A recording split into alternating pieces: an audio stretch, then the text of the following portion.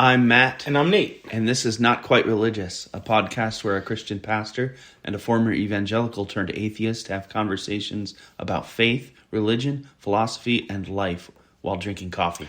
Welcome to episode, I think, 24 that we recorded, but 2 didn't get. So I think, I think like on the, it might be actually 22 or 23. I'll figure it out this week so we can have the proper count. We're kind of just going to riff this week, talk about what the point of the podcast is. I think our intro makes it seem like it's going to be a lot more. Yeah, it's like an odd couple vibe that's not really there. Yeah. We agree on more than we disagree on. Yeah. I think we just have like very different perspectives on the same stuff, but not like opposing. Like, I mean, not mirror. I don't think that supernatural exists or a God. So, like the big one. Right. The big one. But then even that, we've had conversations about so many things around that one time. And it's like so far from, like, I'm so far from your typical, like, Christian apologist. Like, I'm not enamored by apologetics. So it's not an apologetics podcast. And it's not even like, it'd be a very different podcast if, say, the person in my position was a typical Reformed Christian or like an Orthodox. I think some of my friends, when they started listening, were messaging me like, "Destroy him, read this book, like you'll get all the." And I'm like, "That's not what we're doing." Because even from day one, we talked about that's not what we wanted to do. Right. But people were like, "Why are you doing it?" And then John, who was on our, hi John, if you're listening, like for those of you who remember, or if you, we had this guest on named John. We talked about art and some other stuff. We recorded 2 episodes, and at the end of it, I made you guys lunch and like eating, and he's like, "Wait, so you're an atheist?" And I'm like, "Yeah." He's like, "What are you doing on a podcast with Matt then?" Yeah. like he is a deconvert, like in the process of deconversion, couldn't even fathom what John is, not me. Yeah. Right. What do you? And then it didn't even seem to occur to him that I had also like invited him.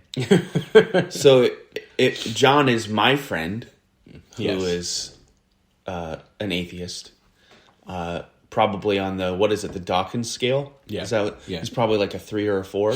Okay. Maybe a 2 even. But wait, is 7 the highest or 1 the highest? I thought 5 was the highest. 5. I thought it went to 7. Oh, okay. Well, so when you said you were a 5, I was like, oh, so you're like the highest. Yeah, no, like the highest is like there is absolutely no God. It's like, it's what apologists use as the straw man when they talk about atheism. Like, no amount of evidence would ever change their mind. I'm like, no, evidence would. So I'd fall much more in the Bill Nye camp of like, until there's good evidence, I'm gonna say there's no God, because the naturalistic worldview explains things better than deism. Yeah, I got you. So I would put John like at a 4 or something, like somewhere in the middle. Yeah. Leaning more towards agnostic. But then that same question comes up in you might expect me to go, well, if I'm going to invite a third person, then it's going to be someone on my team. So although ironically, the people who I've invited have been Christians. Yeah. So right. It's like, I think that both of us share this idea that somehow the conversation is going to be better if it's with someone that we don't completely agree with. Yeah. But we don't want it to be someone that we're going to have animosity towards. Right. Because that's just not what we're about. I mean, it would be a really boring podcast if they were like, "I think God isn't real," and everyone was like, "Yeah." Yeah. All right. Like series finale. Let's just take a big dump on, evangelical Christians for an hour because Right. Which I'm sure there are podcasts that do that, but yeah. So we're talking about what is this podcast. Before that, I just want to give a shout out to the coffee. It's the Caribou. Yeah, there's not much to say about it. So I just, because it's more of a riff. Matt was running late because he spilled his first cup of coffee on his shirt. Yep. And he makes the drive every week very graciously. And I had coffee on my shopping list yesterday, but for those of you who know, my daughter had a mental health crisis a few weeks ago, and we finally got them back. And so my mind wasn't exactly in the right place. So thankfully I had the Caribou blend. So no new coffee this week, although I made my Caribou blend with heavy cream because me and Kira made a flourless chocolate torte last night with a ganache and a blackberry coulis, and it's way better with heavy cream than half and half, which I know, but I also have like... Is there anything that isn't better with heavy cream? I mean, I guess coffee and heavy cream isn't a good combo. But your guess it isn't? No, I have coffee and heavy cream. Oh, you do? Yeah. No, it's like, it makes it taste like coffee ice cream. Yeah. Yeah, it's delicious. So it's like, if you're going to get the Caribou blend... I recommend heavy cream over half and half. I'm just wondering if there's a situation where you're like, heavy cream, half and half. I think half and half is better. I'm sure there is. That'll be in the back of my food mind while we... Yeah. Like what? I guess a situation where heavy cream is too much, but I'm such a like go all the way kind of guy. Like if you're like if you give me an option on sauce, on hot sauce, and I just go hot every time. Yeah. Like, mac and cheese. Like mac and cheese made with heavy cream instead of milk or half and half would be, I think, way too something. Right. So one thing is not made better. Mac and cheese. You heard it here first, folks. I'm sure there's some. I'm sure there's some Michelin star chef that someone is going to be like 18 pounds of heavy cream. I mean, like it's amazing. It's basically heavy cream with a fork with some cheese. Yeah.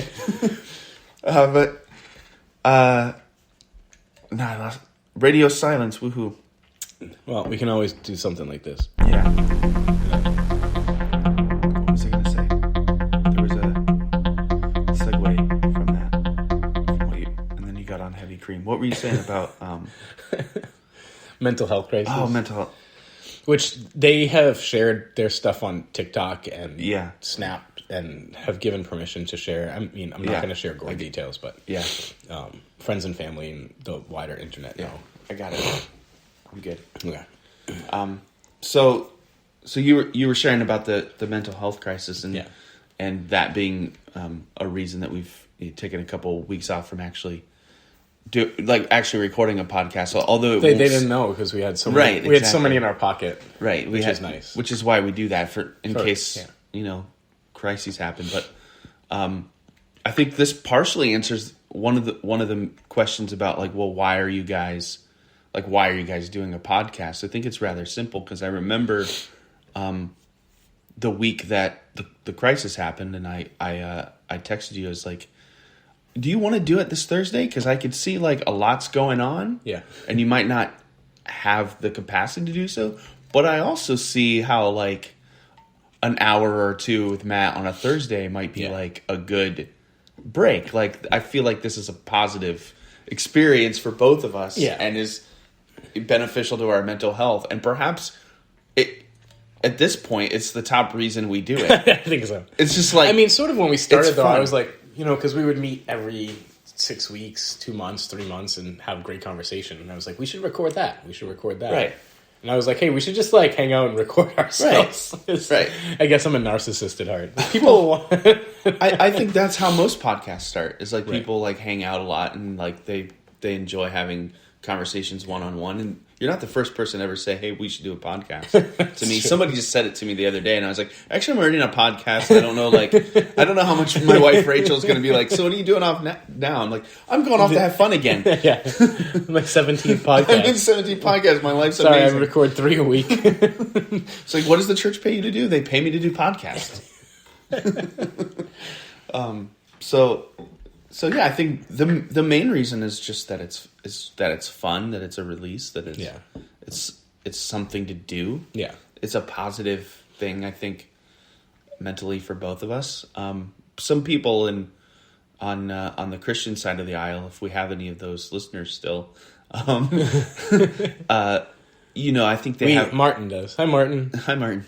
They have the impression that like it's some kind of underhanded evangelism on my part, or that it should be more directly like evangelistic, that the only reason I would do it is to try to save souls, try to save your soul, and that's not what this is. That's just, here's a guy He's my friend. I like talking to him. I think that we form interesting conversations that other people would like to listen in on. And oh, by the way, it just so happens that we fundamentally disagree on the nature of the universe. Yeah. Yeah. I mean, I think we both have like small moments, but yeah, I'm not trying to necessarily deconvert you either. And I think I get a little more snippy occasionally where I'm like, there's no archaeological evidence for this. Maybe so. I think that if you, like, I'm not trying to stop you from reconverting if that's even possible. Yeah. And yeah, I'm not going to. Hebrews 6 says it's not, right? Or 11. Well, 6. That could be it. We could have like a straight up theological, exegetical episode. I mean, why? The one true church and. Yeah. But Plainville, Wisconsin has figured it out. Plainville, who knew? Of all places, I mean, it's all arbitrary. If not Jerusalem, why not Plainville? If not Mecca, why not Amherst, Massachusetts? There you go. But I'm not, at the same time, like, I'm glad to be able to talk about what I believe in a way that's public, and I do hope for it to have positive influence. And the feedback that I've gotten, which hasn't been a lot, but it's been a few people just, here and there private message me or email me and say, I listened to that episode and it benefited me in this specific way. And the interesting thing is that most of the people who are doing that are evangelical Christians who are on the verge of deconverting, or are in the process of deconverting, or are having questions, or are skeptical about their faith. That seems to be like the people that listen to the podcast in particular, like, whatever I have to say is helping. Helping them deconvert. Isn't that funny? I don't know if that's what they're saying. Yeah. And not helping them deconvert, but helping them, like, navigate tumultuous waters and maybe come out on the other side with less of a reformed doctrinal, like black and white faith into something that is mysterious and fluid and I just transcendent. I don't know that it's the specifics of anything that I have to say, but I think it's just knowing that that there's a way to there's more ways than you might think to express the faith that goes back to Jesus. Yeah. So you're more like C.S. Lewis than John Calvin. Yeah, I don't think I'm going to burn heretics. Which, I was at Piper's church. Oh, God. John Piper? Yeah, John Piper. He's in Minneapolis. Minneapolis? The Twin Cities? Yeah. Yeah. And we were there for a wedding. I was like 4 months into, not church planting, but the church that I planted out of. Oh, so this would be like 2010, 2011? 2005. Oh, okay. So like recently started going to church, and this guy came up, and I was dating my ex-wife at the time, like 3 weeks in, like brand new relationship. Wait, was 05 like peak Piper? It was I feel pretty, like it was like we had him on CD. Yeah.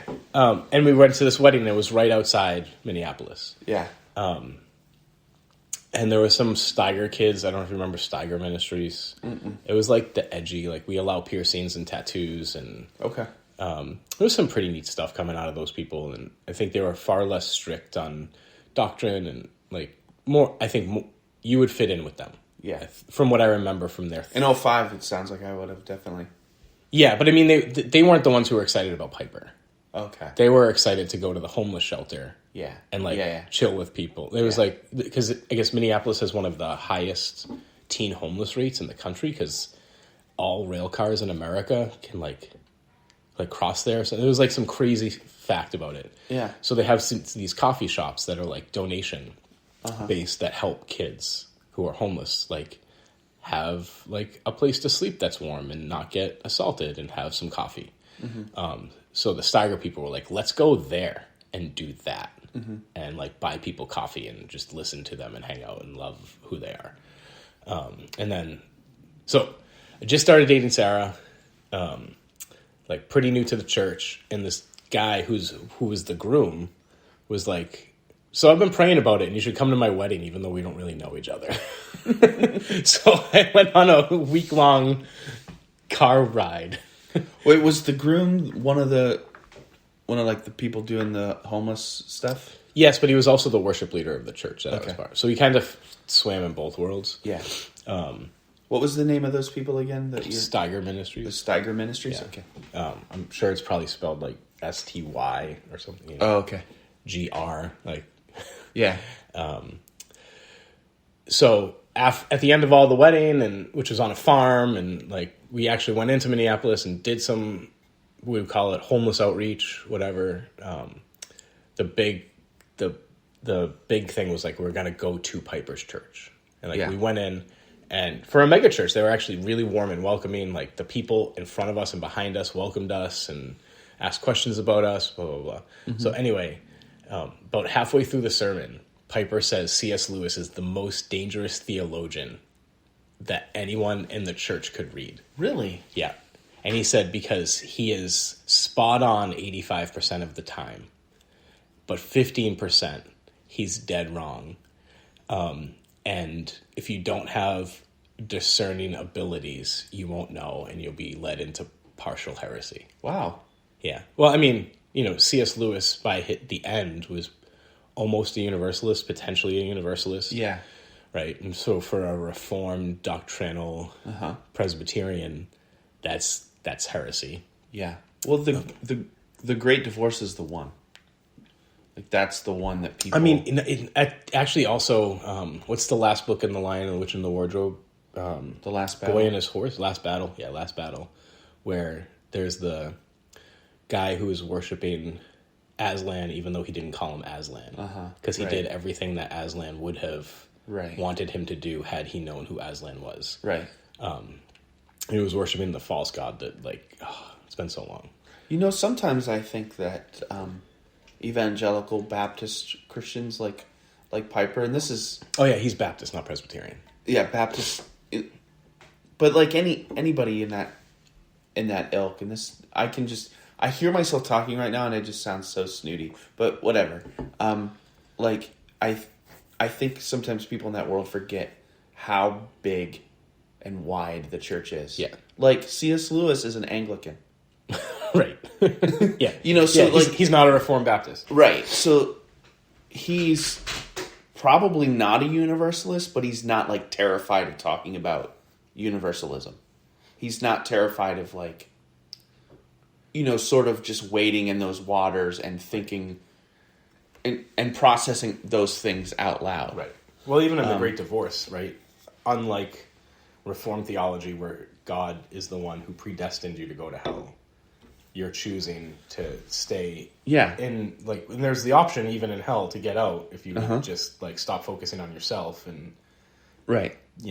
Well, Eastern Orthodox, Catholics, Lutherans, Anglicans, Episcopalians are not Calvinists. Right. I just... Also Coptics, also Russian Orthodox, right.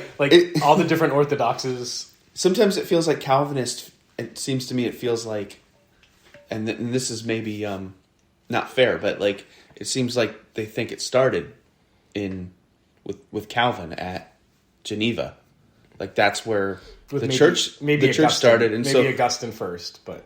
Yeah, and then that's why they're called the Dark Ages. Yeah, between years of nothing. Between Augustine and Calvin, it was what's going on? Luther helped spur on some stuff, but Anselm was an idiot. Right. And so their idea of non-Calvinists is this pejorative term, Arminians. So I think they tend to think of Arminians as people that aren't as interested in theology because they're Reformed people that defected from the 5 points, basically. Yeah. That's what Joseph Arminius is. So they think of everybody who's a non-Calvinist with the same condescension that they think of Arminians, and you're actually there's this whole history of non-Calvinists. In fact, the biggest denomination in the world is not Calvinist, right, or even Protestant, right. So, yeah. Although,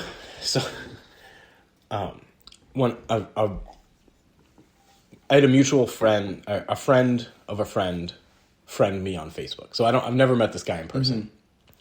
And he's clearly a very strict Christian. And I don't know what his personal life is like, but what he posts on Facebook is like, pretty much I'm like, oh, I still have these friends on my feed. He's new and I'm like, whatever. So like I interacted with a few of his posts and then just stopped because it's just sometimes it's just not worth the mental energy. Well, and I had a mental health crisis in my house. Anyway, he posted a video from YouTube yesterday about how the Pope is now trying to create Chrislam, which is Catholicism bowing to Islam is the one world order religion.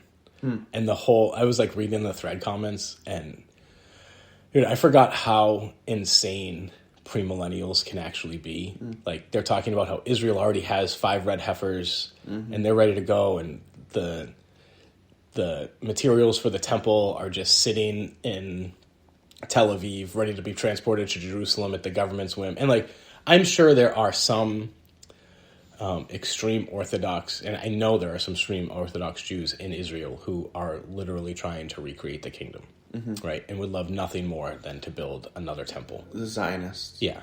But that's not the vast majority of them, and I don't think it's the government. But they're so into the New World Order, and you link that with vaccines and Bill Gates and George Soros and the Rockefellers and the cabal. And they're like posting these YouTube videos and people, instead of being like, I don't know if that guy on YouTube has sources, like they're commenting and like reinforcing each other in the echo chamber of like, 5 red heifers. And they're like, yeah, I know. Like I've stopped, even caring about my 401k because Jesus is coming back. And I'm like, are you sure he's coming back right now? Because for 2,000 years, people have been sure. And like your premillennial theology was created about 100 years ago with, not Dewey. Dewey created the decimal system. Who am I thinking? Like, oh god, I think his name was Dewey. Was it? Was it? I should. Was know it this. Finnegan or something? This is bad. Yeah. You're thinking of Charles Finney. Yeah.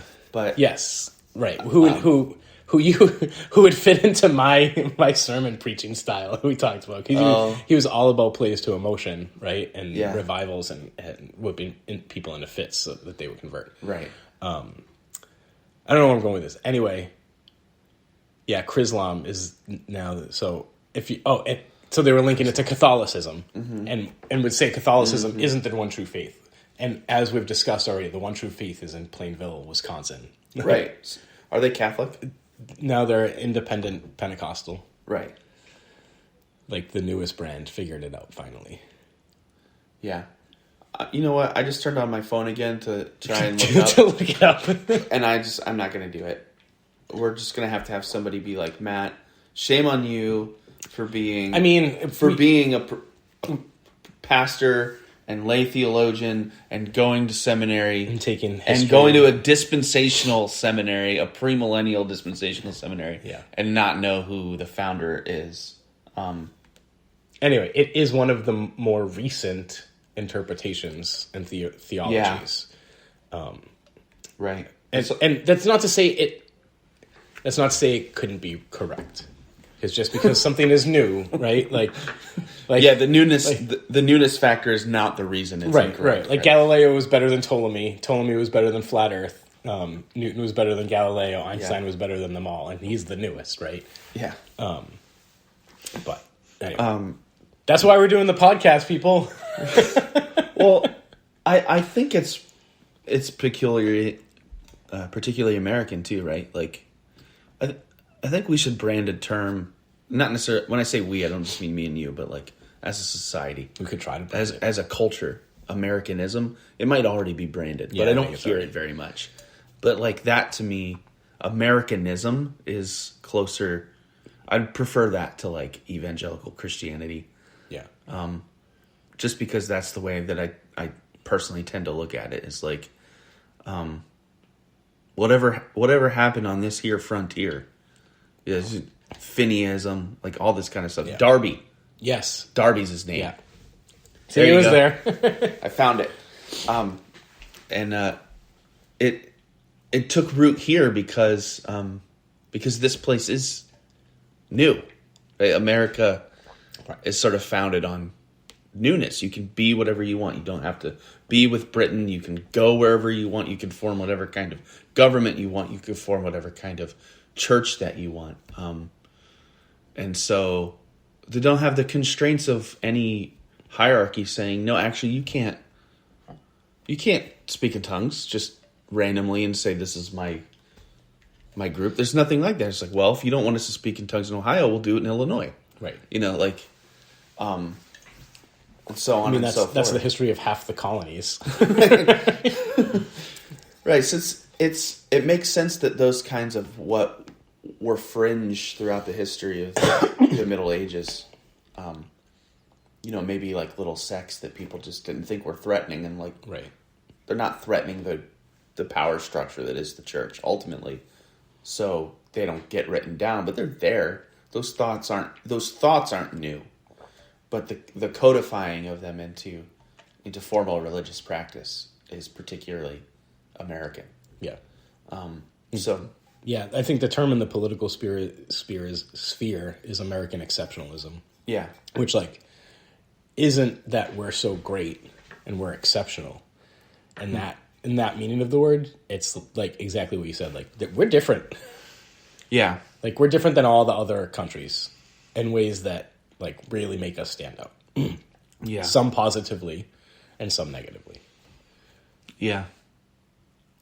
If you look at a graph of, one axis put religiosity or, practicing of a faith. And you can even say, like, that's not just being a member of a church. That's like, I go to church, I believe this stuff, I pray, I'm devoted. Yeah. And on the other scale, on the other axis, put wealth per person, GDP, right? Like per capita salary. Mm-hmm. And it turns out the richer a country is, the less devout it is. And the poorer it is, the higher percentage of practicing religion, except for the U.S. It's like so outside that line. Yeah, because it's a very, very wealthy country with a very, very high population of religiosity, and it just doesn't fit the pattern. But that population that is highly religious relative to the country is on the poor side, I think. Probably. Yeah, but also you got to define poor, like relative to the GDP. A poor American, right, and a poor Right. Bangladeshian are very different levels of poor. Yeah, certainly. I want to go back to the what you were saying about this idea about evangelicalism, because I had this other thought. Like, the further away I get from it, the more I see it as, the more pity I have towards it, and less anger I have towards it. Yeah. And I see it as something that's that people are sort of not just trapped in fear, but almost worshiping fear. It's a very fearful thing. I watched John. If you're listening, you'd be totally into this. So there's a music DVD from 2009 with John and I both like this guy called Jeff Tweedy. He's the lead singer of Wilco, and in the DVD he's playing this song, this old folk song from the 50s, I think, called "Satan, Your Kingdom Must Come Down." Like, I heard the voice of Jesus say, "Satan, your kingdom must come down." Those are the lyrics. And then he finishes the song and he goes, "That's so fearful." And at the time, I was fully immersed in, like, evangelicalism. I was an evangelical pastor and a church planter at the time. And when I heard him say that really struck me, because I was like, how is that about fear? Because the message of the song is, like, Jesus is bringing Satan's kingdom down. Yeah. But I realized from, like, Jeff Tweedy's perspective, who's an agnostic, it's well, the fact that you have a satanic kingdom to bring down, like, I think that there's at the end of the day, the evangelical message is that Jesus wins, that he's victorious over all evil. And if you just look at that in that microcosm, of course, that's a good thing at the end of the day. But, like, there's the whole mythos surrounding it. In order for that to be the case, there needs to actually be evil. Yeah. And it has to be invisible, and it has to be spiritual, and it has to be beyond us. Right. Well, that's a very fearful thing to walk around with. Yeah, and I wake up in the morning and actually be psychologically held to the idea that you're surrounded by harm everywhere, which isn't untrue in a way, but at the same time, like I think it's exacerbated in the evangelical conscience. Yeah. So that guy I was talking about, we'll call him Bill, the Facebook friend that I've never met. Like, the other stuff he posts is like Marjorie Taylor Greene and things like YouTube videos about how like the libs, used as a derogatory term, The libs are like, but are the tool of Satan. Yeah. Like, it's not that we have different policy agendas or think differently on social issues. It, like, in his worldview and the things that he's sharing, we are literally working for Satan to bring about his kingdom. Right. And there's like the people who are commenting on the Chrislam, and like the fear that was like, oh my gosh, like if this happens and if this happens. Right. And at the same time, there's also the like, I'm praying for it though because I get to see Jesus, but it's a very it's very much like, exactly. I really hope that if this happens, like I'm in the sheep but not the goats, and I think I am, but there's never a clear way to tell. Did you ever have I missed the rapture terror?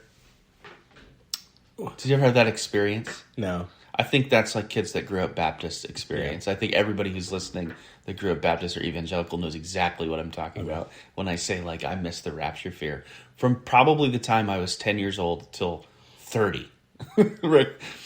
Anytime I was in a place too long by myself and I didn't know where anybody was, that thought creeped into my mind. I missed the rapture. Yeah. No, the closest thing I had was... I got left behind. Yeah. The closest thing I had was there was a giant, like, thunderstorm.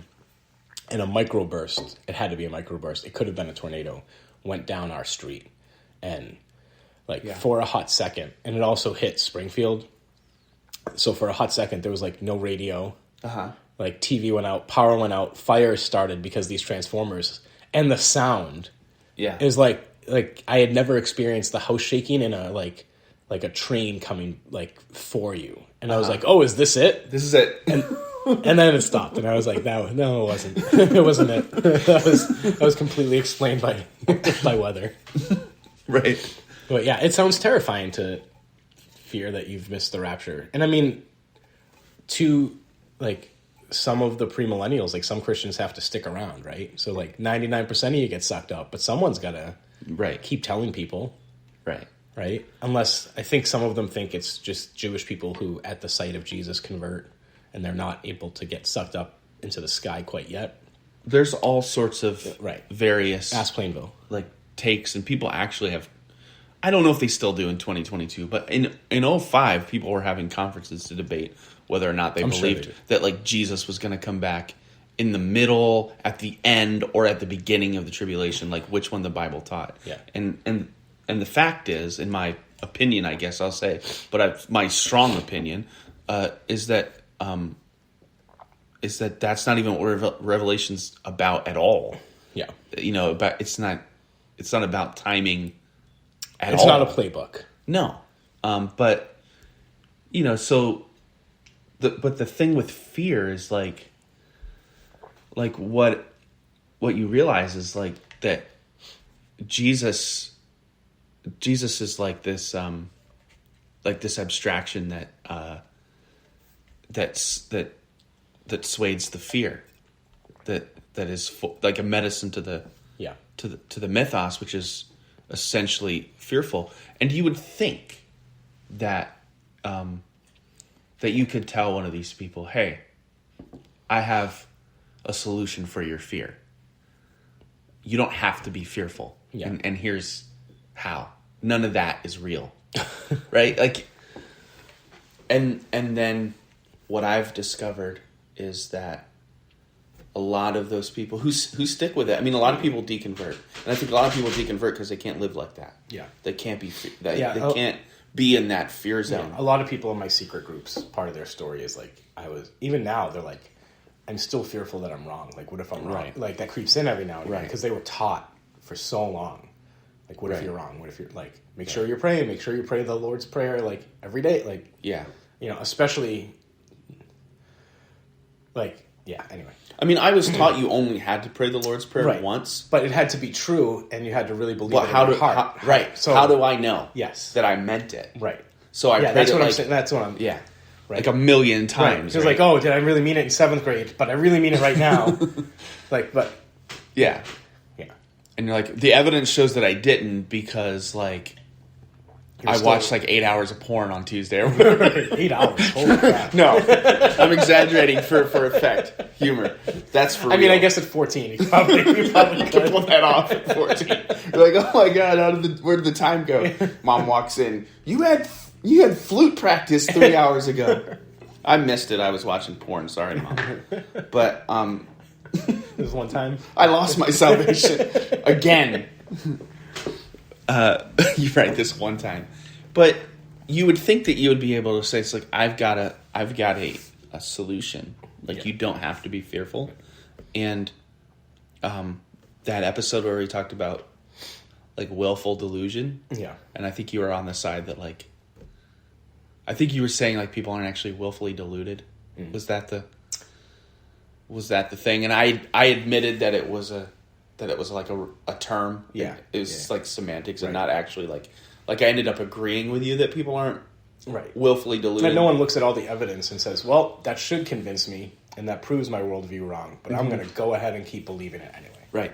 But what I mean is like at that moment where you can tell someone who's clearly living in fear that they don't have to and they choose to live in fear anyway, whatever that is, whatever term you want to put on it, that's a real phenomenon that I've encountered as a pastor, especially of older evangelicals. It's like I'm more afraid of giving all of this up and the consequences of what that could mean than I am of living the way that I'm living, which I don't think some of them even realize like how miserable it is. If that isn't the point of the rich young ruler parable, right, I don't know what is. Right. Like, give up everything you have and follow me. Right. It's like I'm literally offering you an opportunity. I'm saying here's how to be free. Yeah. You're asking me how to have eternal life. I'm telling you can be free right now, and you can't do it. Right. It's too hard for you. It's like pushing a camel through the eye of the needle. Like you can't bring yourself to let go. And the thing that you can't let go of is an oppressive and negative and, you know, it doesn't do anything for your soul kind of thing, but isn't that just so human? Yeah, it's very pharisaical. It's just also the way addiction works. Like nobody who you can get to the point, they say like step one, and it's true, step one is admitting that you have a problem. Yeah. But then there's also 11 other steps. Why? Because like that doesn't solve the problem. Right. You can admit that you have a problem. That's the first thing that you have to do. You have to see it as a problem. Right. But then there's the whole hurdle of, do I want to not have this problem? Right. Like I see that it's destructive. I see that it's harmful, to not just to me, but to everyone I love. But I can't. And that's the way psychological, whether it's substance or whatever. It's just the way addiction works. And I don't think it's, you know, as provocative as it might be to say, I don't think it's a huge stretch to say that occultism, not just the occult, but like cultish Christianity, you know, extremely conservative evangelicalism has an addictive quality to it. It's like people can see that it's, or maybe they can't. But that's what I'm saying. I think some people can't. But it's like, whatever that is, I've confronted that numerous times in my life where people are like, no, I can't even entertain the idea that I could be wrong, even though I live in fear all the time, whether I realize it or not. It's an amazing, sad thing. Well, I mean, sometimes having fear, so it's the devil you know instead of the devil you don't. Exactly. Right? Like, okay, I'm afraid, but I can also know how to pray and re-pray for my salvation because I wasn't sure. And like there's more drug to cure the drug. Yeah. But it's a vicious cycle. Yeah, and I think from that fear comes these other narratives about, right? Because there's some sort of comfort.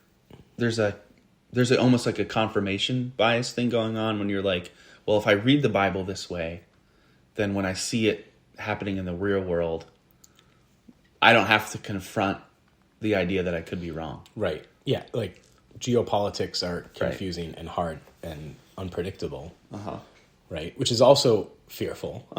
And so instead, I'll just believe that these are all prophecies and Gog and Magog are coming from the north. And when I see that happening, like, I don't have to wonder about the nuances between Russia and Ukraine war. I can just know that at some point they're building another Jerusalem and they have 5 red heifers already prepared. And, and you know, what also, so just real quick, when you say like American evangelicalism is its own thing, actually a lot of the pastors I'm still friends with on Facebook, especially Acts 29 pastors, not all of them, and I'm not saying Acts 29 is going in this direction, but a lot of them have started to say, I really don't like the term evangelical anymore. Yeah. And it's because they find it so tied into, especially now, Trumpism and far-right politics, that they're like, that's not my thing. Like, my thing is Jesus. Yep. And Jesus isn't a liberal. He's also not a conservative. He's like an other, and he's calling his followers to be others. Right. Right. Like, don't be Roman, but don't be a Sadducee or a Pharisee. Be a Christian. So they are in your camp that American evangelicalism is not. Yeah. It's not the end all be all. Yeah, and I think most of those people are people I get along with pretty well. Yeah. I mean, I'm still friends with them on Facebook for a reason. Yeah. Even though some of them are very conservative, orthodox, reformed people. Yeah, but also sane. Yeah, and able to coexist in a modern world. Yeah, and prophetic in the not seeing the future sense, but calling people to a higher thing. Yeah. Like, if your Christianity is wrapped up with your politics, then like... Right. And it's not just politics. I think it's also like it's a whole culture. Culture, right. So, it's a subculture, but it's a big subculture. Yeah. Right. So, well, like the same Facebook guy, Bill, right? Yeah. So, Chrislam, New World Order, Rockefellers, and then, ironically, people are like, if our country would only turn back to God, it would be great. And I'm like, those two things are different. It's like, yeah, if our country turned back to God, you're saying all this stuff to bring about the end of the world would stop? Or just like our country wouldn't be part of World War... Like, it's either all going to shit, right? And these events are preordained. And it doesn't matter if you turn back to God, because like he's already started. He's already on his horse. He's galloping towards us from 15 billion light years away, right? Or like... It's like, do you find yourself in a position where you're rejoicing that blood is running down the streets of Jerusalem because it's a sign that you're about to be raptured? Right. Well, and I mean, so another tangent. The irony with that is like, Jesus tells you should expect, like, the one promise he makes to his followers are like, you're going to suffer. Yeah. In my name. Yeah. And the whole premillennial dispensational is like, I don't get to suffer. I get sucked up, which is so American, right? Yeah, but there's a persecution narrative within that too. Yes, like there is. Like the last 2 disciples, like the whole world sees them get killed in front of the Antichrist. I just mean within that evangelical sort of framework that you're building there. Like even on Sunday mornings, people will preach about. It's not like they're. I get what you're saying. It's not like they're saying. I'm just saying it's not like they're saying there's not going to be suffering. But I get I get what you're saying. But there's still a persecution narrative where it's like but it manifests in politics, right? So we don't pray in schools anymore. We're not allowed to We're not allowed to voice our opinions on sexuality in the public sphere. Right. So that's such persecution. So there's that still going on, which I think points to what I was saying about culture. Which when you hear something like, what did you say? God is on our side, or what did you say? If America would only turn back to God. Would only turn back to God. what does that mean? Well, and that's where I want to. This, you know what I this mean? is Like, where I almost piped in finally. Because I almost don't disagree. I'm like, yeah, I'd like that too, but I don't think it means to me what it means to you. I mean, this is where I almost piped in on that conversation because it was the one place where I'm like, so which decade before us was America? Right. Like, I mean, I guess you could say the founding, maybe before that, but most of the founding fathers were openly theists and deists, but, you know, Jefferson famously cut up the Bible. Washington attended church, but in his private writings was pretty agnostic. John Adams probably had a real vibrant faith. That's one. You know, like, and some of these people went to church because that's what you did. It was the place where you gathered. It was the meeting house. It's also where politics took place, right? And I think we forget that there was no social media. There was, you know, newspapers were pretty much propaganda tools like Fox News and CNN and MSNBC at this point. Like that playbook has been done. So the way you like actually did stuff was you went to church, and after church, like you're like, all right, let's do an election. Let's talk about our policies. Let's start a revolution. So it's not like this Christian utopia that existed. Also slavery. Also like until 1970, it was legal to rape your wife. Right? And like, so I want to know which decade was the decade that was like so unbelievably Christian and God blessed us so much. We need to get back to that. Yeah. Like, was it when people were, you know, castrated and like, you know, sterilized in the 1920s? Was it during Jim Crow of the 40s, 50s, and 60s? Like, which decade, guys? Somebody... Well, you know that's not like the train of thought that even goes into a statement like... Well, I don't know, because DC Talk wrote a book that I read right when I started going to church about how America used to be a Christian nation. And a lot of the stories were like, people prayed for Washington and bullets were bouncing off of him, to the fact that even the Indians thought, or Native Americans, I apologize, thought that he was divinely protected. And like, they were just going, like, they would cherry pick these stories of our founding and be like, see, if I'm in that conversation, and I've been in that conversation with, particularly, I'll just say boomer evangelicals for the most part. Yeah. I would just say that wasn't Christianity. Which, I get, like, the No True Scotsman thing. I get that, like, it's an offshoot, that it's attached. It's part of the history. It has something to do with it. But the point is like, they think that is, though. Right. You know what I mean? Like, that's what they mean. Right. When they say, and they don't mean like the castration and the rape stuff. Like, you wouldn't get them to admit that like that was Christian. Right. What they're doing is they're calling their personal nostalgia Christianity. Yeah. Saying, when our country comes back to God, it's like, I just want to press people, like, what does that mean? And is that vision in any way related to actually what's going on, say, in the Bible, right, in the first century? Is it any way related to, like, things that Jesus taught and things Jesus said? Or is it just cultural? Yeah. And I'm bold to say that it's just mostly cultural. Yeah. And this harkens back to, I think, episode 1 or 2, where I made the point is, like, actually, I don't think Christians read their Bibles. I mean, that's, you know, Pew Research and Gallup, both of which are Christian organizations. Yeah. Like, they confirm that year after year. Right. like they'll call people, and they'll, you know, if they identify as a Christian, oftentimes there's more questions, and it'll be like, how often do you read your Bible? How often do you pray? And even the people who say, oh, I read it every day, they'll be like, do you mind if we give you some Bible quiz? Mm-hmm. Like, who was Abraham? Like, these aren't like, you know, in Melchizedek, right? or Micah chapter 1 verse 3. What is the author talking about? They're like, can you name the 12 apostles? And the vast majority of the Christians that Gallup, which again, it's a random sampling, so I doubt that they're cherry picking, right? They can't answer these questions. Yeah, you know. Yeah, I'm not surprised by that. Although I will say that I was part of a group. I think we've talked about this before. Theology on Tap, which is a Catholic thing. Okay. I was a part of that group. That's where you get to drink beer, right? Yeah. You go to a bar and you drink beer and talk about theology with Catholics. And I think some Acts 29 guys stole it, even the name.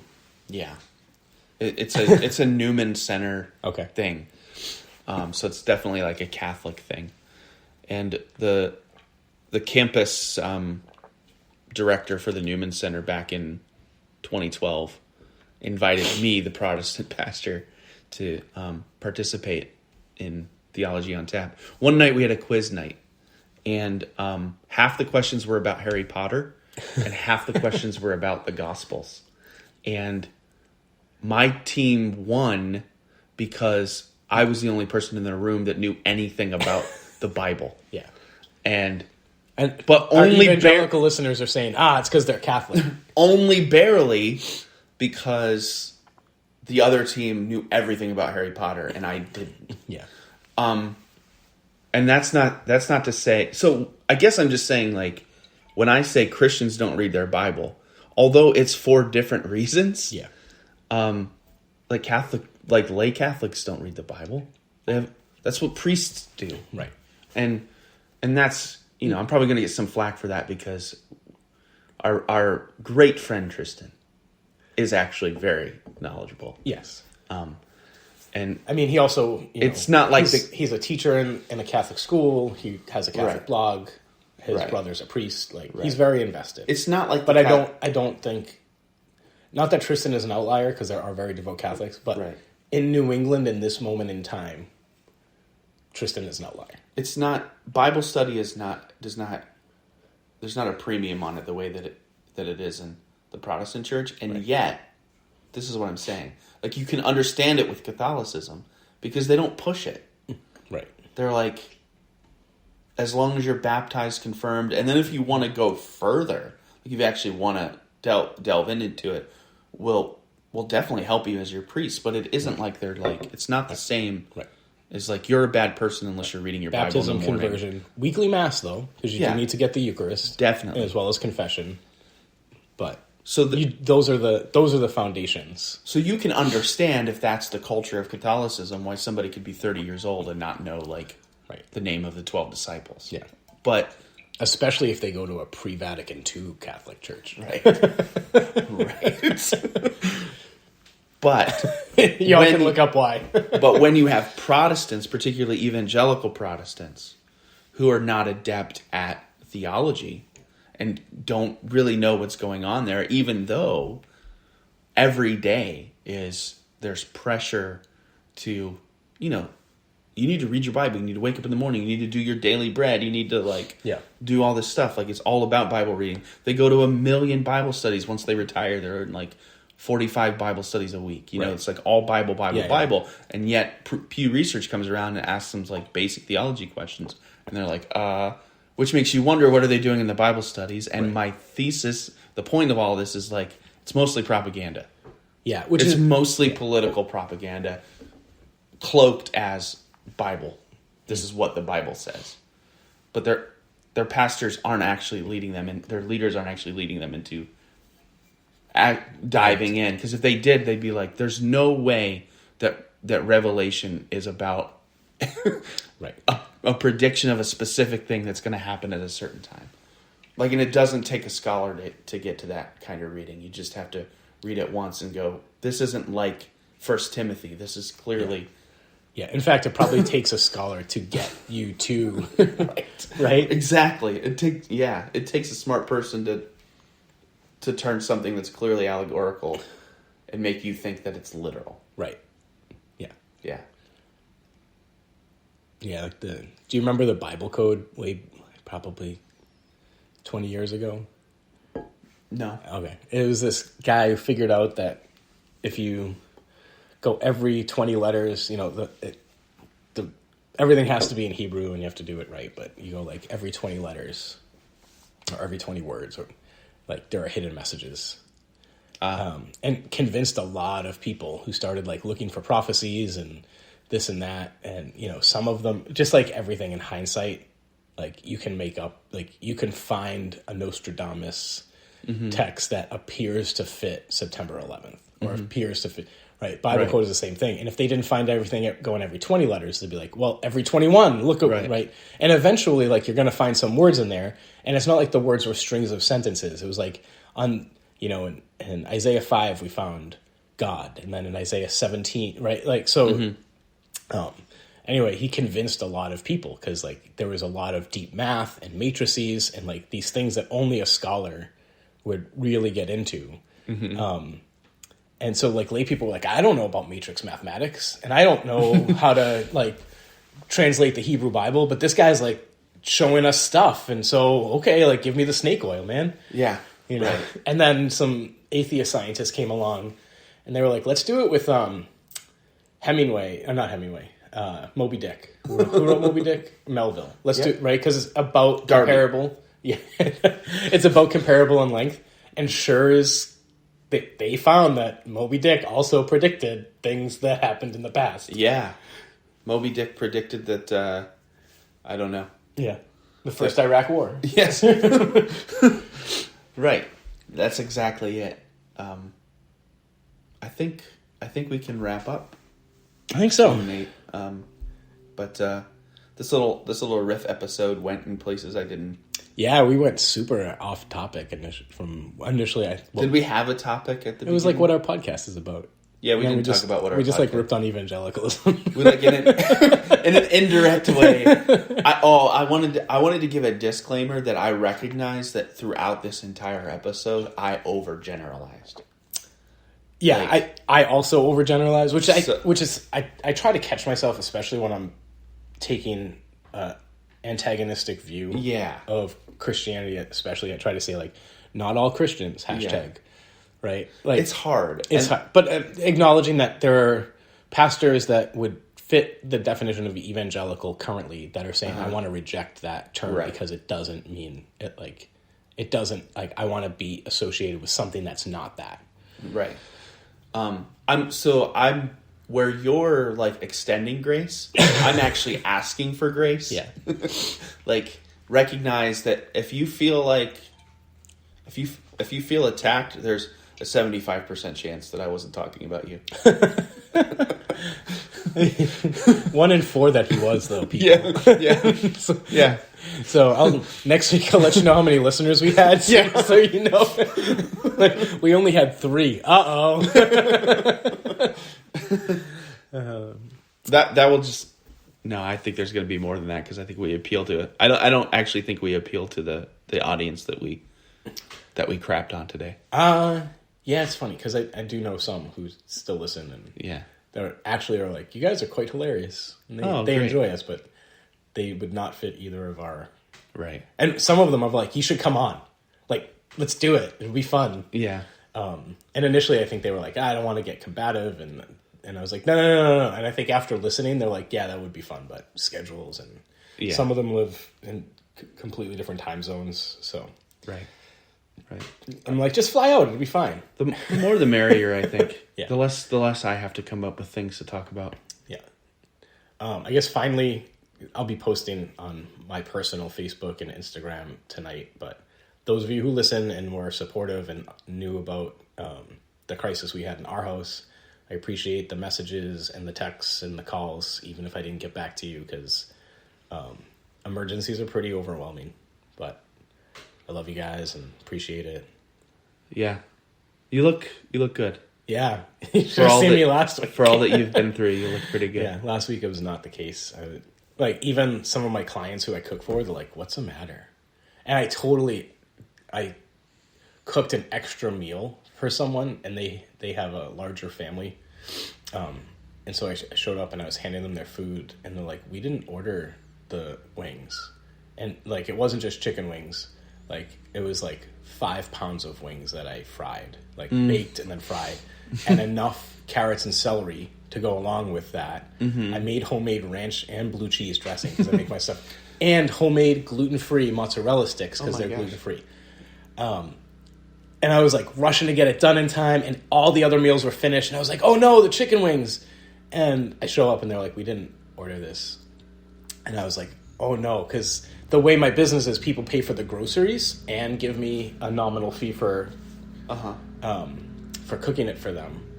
And I was like, what do you mean? And thankfully they actually had their son was having some boys from his like sports team over, and they were like, we're like, we'll take it, but I was like, oh no, like I just lost all my money because I'm gonna have to return 5 pounds of like free range, because they're like, some of my clients don't care, and other clients are like, I want organic, free range, like and I was like, oh crap, it's like $150 like no. But they took it. But that's where I was, like, just ragged. And so it wasn't somebody else's order, and you just... Nope, they were the last order going out. Because I got into the industrial kitchen, so I was, like, cooking there and sending food out. Yeah. And it was the last... everyone else got what they ordered. I just, for some reason, thought that they ordered this, and it's... Yeah. And I mean, at the end of the day, my family's big enough and liked wings that we would have eaten it, but it was one of those, like, oh, crap. And I'm, like, driving home. I'm like, well, they took it, but, like... These are the kind of things that, like, you can lose a client forever. Like, like you get one mess up of that, you know. Right. I mean, it's not as bad as, like, not giving them the food that they did order. It isn't as bad as that. Yeah. So, anyway, thank you, everyone. Just got on another food tangent, but I want to thank Matt for the support he's given and the friendship. And I guess we do this podcast to hang out. It's a good excuse. Yeah, for the most part. Yeah. All right. We love you. Have a great week.